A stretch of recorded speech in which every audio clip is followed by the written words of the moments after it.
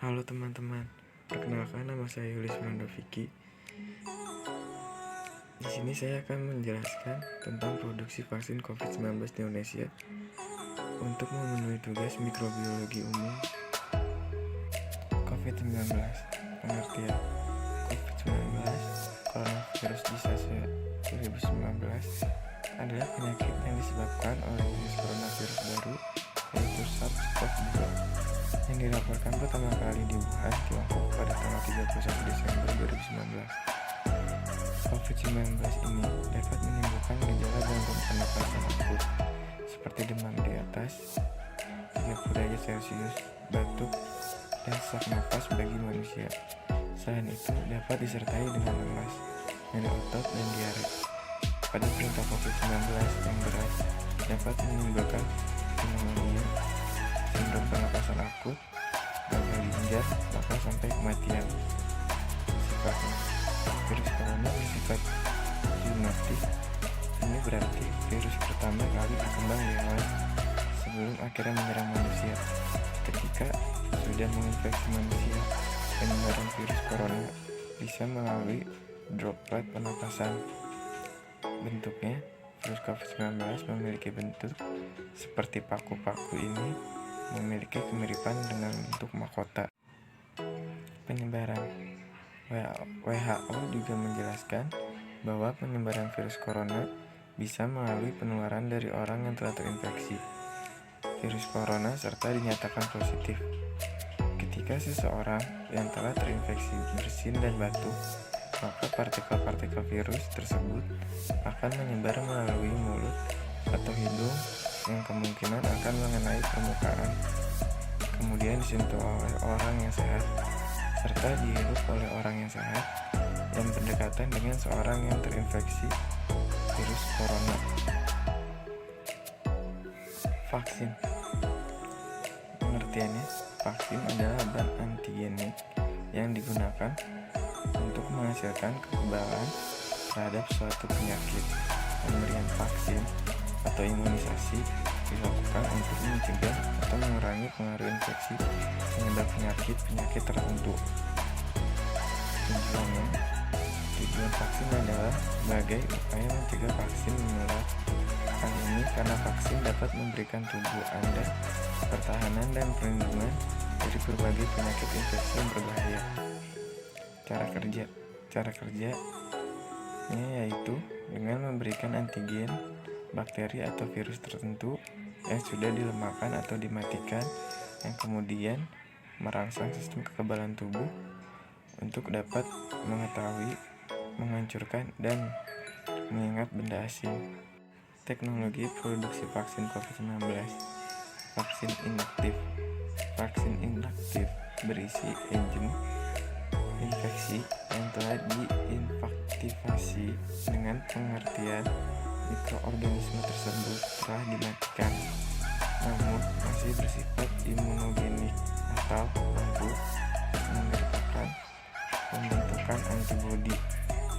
Berdasarkan bentuk sediaannya, vaksin inaktif dapat berbentuk emulsi dan suspensi karena mengandung adjuvan. Vaksin yang dilemahkan. Vaksin ini adalah satu jenis vaksin yang dibuat dari mikroorganisme patogen. Patogen suatu penyakit yang disebabkan oleh substansi pada umumnya dipergunakan untuk organisme, bakteri, atau virus, dan produk biologisnya, misalnya vaksin, virus agen infeksius berukuran ultramikroskopik yang bersifat materi genetik yang dibungkus dengan protein. Virus hanya dapat memperbanyak diri di dalam tumbuh jamu hidup. Bakteri bentuk sel tunggal hidup yang dapat berkembang baik secara cepat dengan sendirinya. Berbeda, bakteri dapat menyebabkan penyakit.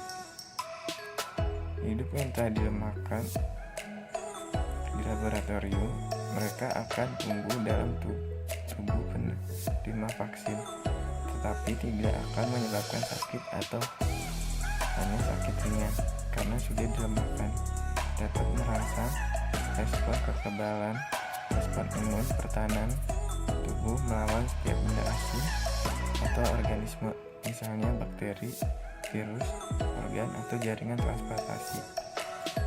Dengan baik, sama baik seperti kalau orang tersebut terinfeksi oleh virus atau bakteri di alam. Kuman hidup adalah jasa teknik ukuran yang sangat kecil yang hanya dapat dilihat dengan mikroskop atau mikroskop elektron, memberikan rangsangan antigen terus-menerus sehingga memberikan kesempatan untuk diproduksinya sel memori. Dalam hal virus atau mikroorganisme intraseluler, di mana biasanya dibutuhkan reaksi kekebalan yang dimediasi sel mediated immunity, sel mediated immunity response yang tidak melibatkan antibodi, sel darah spesifik, leukosit, dan limfosit menyerang dan menghasilkan antigen.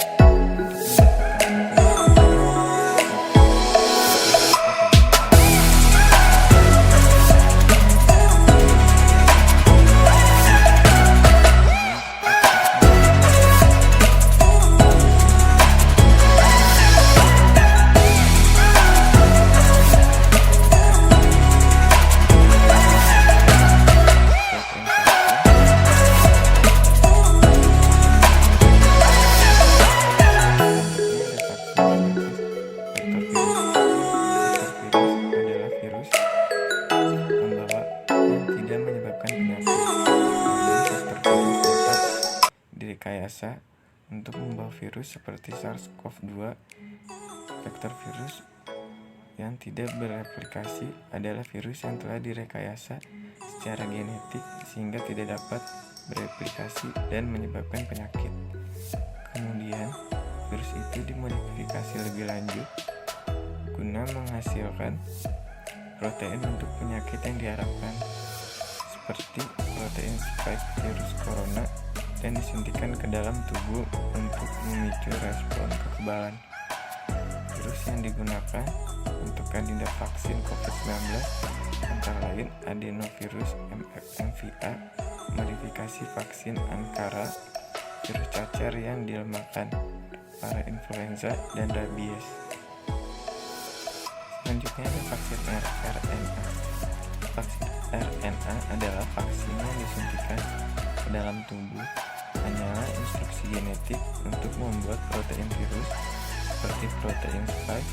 Sel-sel tubuh penerima kemudian menggunakan instruksi untuk membuat protein dalam tubuh agar sel-sel kekebalan dapat melihat dan meresponnya. Kelebihannya, tidak diperlukan virus untuk membuat vaksin, memangkas waktu produksi dibandingkan dengan vaksin konvensional. Kekurangannya, tidak menghasilkan respon imun yang kuat dibandingkan dengan virus utuh dan membutuhkan bahan pembantu. Selanjutnya, vaksin DNA. Vaksin DNA adalah gen yang mengkode protein spike COVID-19 dimasukkan ke dalam potongan DNA melingkar kecil yang disebut plasmid. Plasmid kemudian disuntikan sebagai vaksin. Vaksin DNA sangat mirip dengan vaksin RNA. Vaksin DNA masuk ke dalam sel dan menghasilkan protein virus.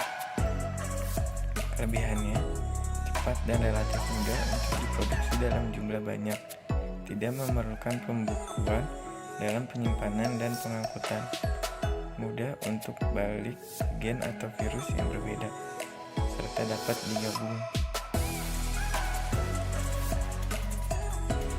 Teknologi yang dipilih Indonesia dalam produksi pertama vaksin COVID-19. Teknologi yang dipilih Bio Farma menggandeng Sinovac dari Tiongkok untuk penyediaan vaksin COVID-19. Saat ini calon vaksin dari Sinovac masih memasuki tahap uji klinis tahap 3 di Bandung. Bekerja sama dengan FK Unpad akan